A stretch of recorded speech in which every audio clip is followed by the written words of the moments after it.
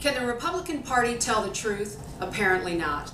Thanks so much for joining me. I'm Dawn Meifert, and welcome to Here's the Deal. So last night was his shining debut. Paul Ryan took the stage at the Republican National Convention, and he told more lies than I care to count. We've got a lot of ground to cover this morning. I just really want to touch on the things that were most egregious, where the Republican Party is depending on ignorance and bigotry to try to win this race. And fortunately, there are people like CNN and Rachel Maddow calling out people like Scott Walker on the Republican convention floor on the lies that the Republican Party is telling to the American people. So let's look at the biggest whoppers.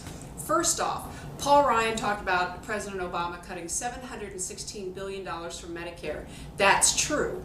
The Romney-Ryan plan also calls for about the same amount in cuts, $720 billion or so. The difference is in how those cuts happen. President Obama makes those cuts through reduced reimbursement to providers and Medicare Advantage. Medicare Advantage is a private company that provides services to Medicare. Medicare Advantage was audited and found to be overcharging the federal government by about 14%. That's where his cuts come from. Ryan and Romney's cuts come right from our elderly. If you've got a grandparent, you need to make sure that they understand this. And for all of us that are under 55, we're going to be on a voucher system, and I'm going to talk more about that later because that really is one great big cluster for the future of all of us and our health care. Second biggest lie of the night, GM plant that closed in Wisconsin. Paul Ryan made the statement that President Obama promised to keep open this plant in Wisconsin. He said that after President Obama came into office, the plant went ahead and closed. The president did not fulfill his promise, and that auto workers in Wisconsin were suffering under the hands of President Obama. This is a flat-out lie. That plant closed in June of 2008 when President George W. Bush was president.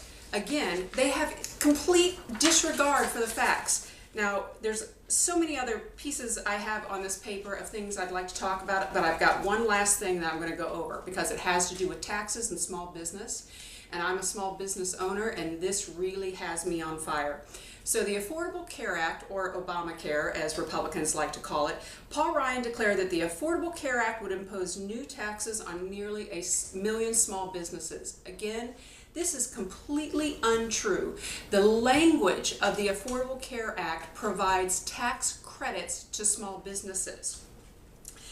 Finally, it employs an employer mandate on businesses that do not provide coverage, which will not affect businesses with under 50 employees. That's most of us that are small business owners. Most small businesses in the end will get a tax cut. There will be a very small number of small businesses that do face a tax increase. About 5,000 businesses are going to face a tax increase under the Affordable Care Act, and that's because those businesses are making more than $250,000 a year for their owner. Hard night to watch.